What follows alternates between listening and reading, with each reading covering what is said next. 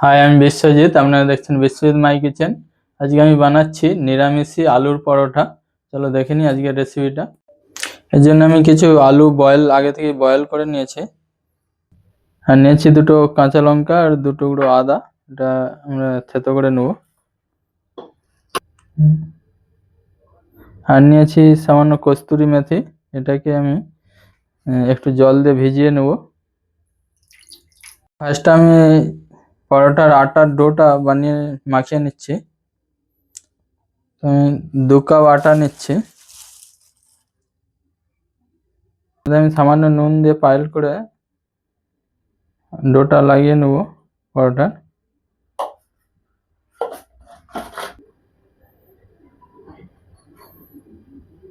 Normal জল দিয়ে মাখিয়ে নেব। রুটির মতো, রুটির আটা লাগানো হয় সেই রকম লাগিয়ে নেব। এখন খুব টাইটও না, খুব নরমও না। একটা কোনো মসলিন ক্লথ বা কোনো পরিষ্কার কাপড় দিয়ে ঢাকা দিয়ে রেখে দেবো যাতে শুকিয়ে না যায়। কড়া বসিয়ে নিয়েছি, গ্যাস অন করে নিয়ে সামান্য হাফ চামচেরও কম সামান্য জিরে কড়ার মধ্যে ভেজে নেব। এটা ঠান্ডা করে পাউডার বানিয়ে নেব। কড়াটা আবারও বসিয়ে নিয়েছি, গ্যাস অন করে নিয়েছি, দিয়ে সামান্য রিফাইন্ড অয়েল দিচ্ছি, সাদা তেল।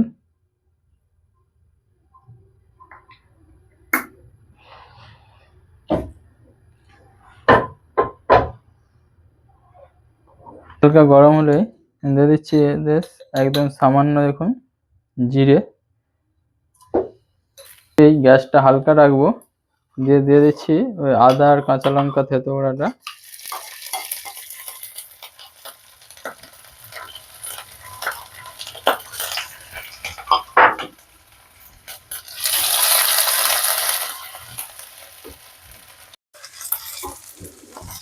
আদা কাঁচা লঙ্কাটা হালকা ভাজা হতে হতে এদিকে আমি আলুগুলো ম্যাশ করে নেব।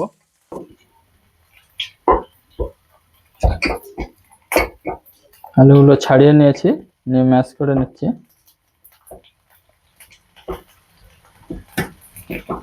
মশলা নিয়ে নিয়েছি সামান্য হলুদ গুঁড়ো, সামান্য ধনে গুঁড়ো, এদিকে নিয়েছি নর্মাল নুন আর কালো নুন, বিন নুন সামান্য। এতে সবগুলো একসাথে দিয়ে দিচ্ছি।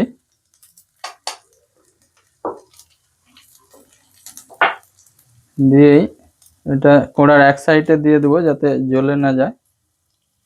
দিয়ে আর ওই যে কস্তুরি মেথিগুলো ভিজিয়ে রেখেছিলাম ওটা জল থেকে নিচুড়ে এর মধ্যে দিয়ে দিচ্ছি।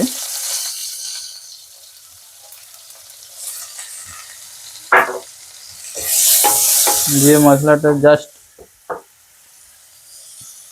ভেজে নিয়েই আলুটা দিয়ে দিচ্ছি।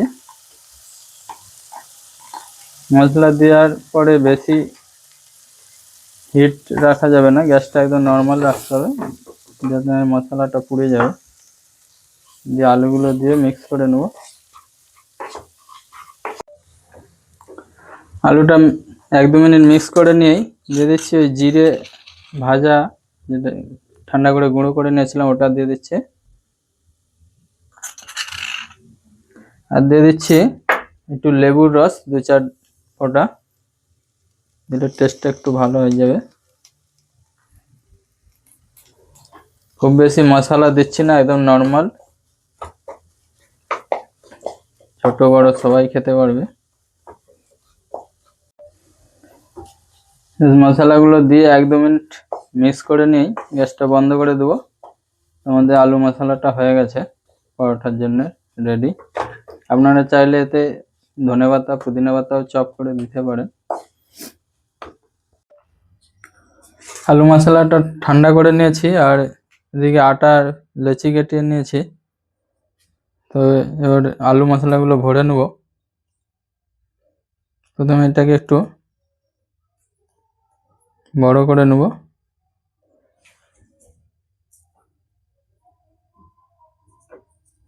আলু মশলাটা এরকম হালকা গোল করে নিয়ে এর মধ্যে দিয়ে এইভাবে ভরে নেব, কচুরি ভরার মতন।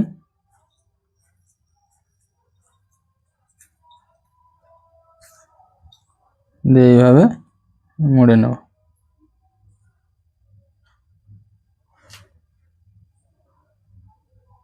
আপনারা যদি কচুরির মতো না ভরতে পারেন তাহলে এইভাবে একটু এটাকে বড় করে নেবেন, সাইডগুলো একটু পাতলা রাখবেন, দিয়ে এর মধ্যে মশলা দিয়ে বন্ধ করে দেবেন। এবার মশলা দিয়ে দিলেন, দিয়ে এবার এইদিকে এগুলো বড় বড় করে একটু করে এইভাবে বন্ধ করে দিতে পারে, মুখটা যাতে জুড়ে থাকে ভালোভাবে, এইভাবে ভরে নিতে পারে। খুব সুন্দর টেস্ট হয়েছে। এরপর আমি পরোটাগুলো বেলে নিচ্ছি। এইভাবে প্রথমে আমি হাত দিয়ে ফ্ল্যাট করে নিচ্ছি, তারপর বেলে নেব।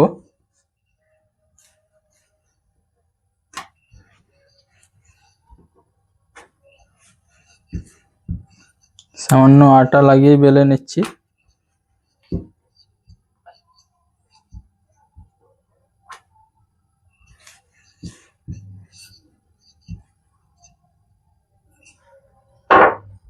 এদিকে একটা আমি তাওয়া বসিয়ে নিয়েছি, তাওয়াটা গরম করে নিয়েছি, নিয়েতে সেঁকে নেব। তাওয়াতে কিন্তু ফার্স্টে আমি তেল দিচ্ছি না, ফার্স্টে তেল দিলে কি কাঁচা কাঁচা রয়ে যাওয়ার চান্স থাকে, তো ফার্স্টে এমনি শুকনোতেই দুদিকে একটু সেঁকে নেব, তারপর লাস্টে একটু ঘি বা তেল দিয়ে সেঁকে নিতে পারেন।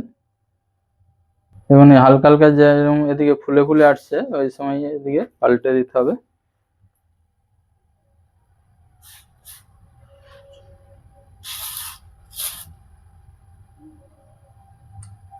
এরপর যখন ফুলতে শুরু করেছে এরপর আমি একটু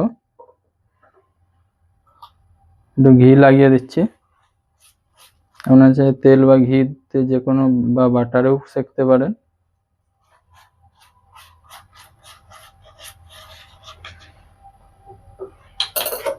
দিয়ে আবার উল্টে দেবো, গ্যাসটা একটু মিডিয়াম রাখবো, দিয়ে আবার এই পিঠে একটু ঘি লাগিয়ে দিচ্ছি।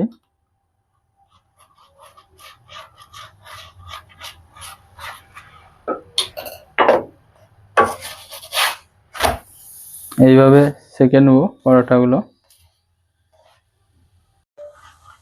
প্লেটিং করে দিয়েছি মিন্ট চাটনি আর টক দইয়ের সাথে, চাইলে এতে স্যালাডও কিছু দিতে পারেন।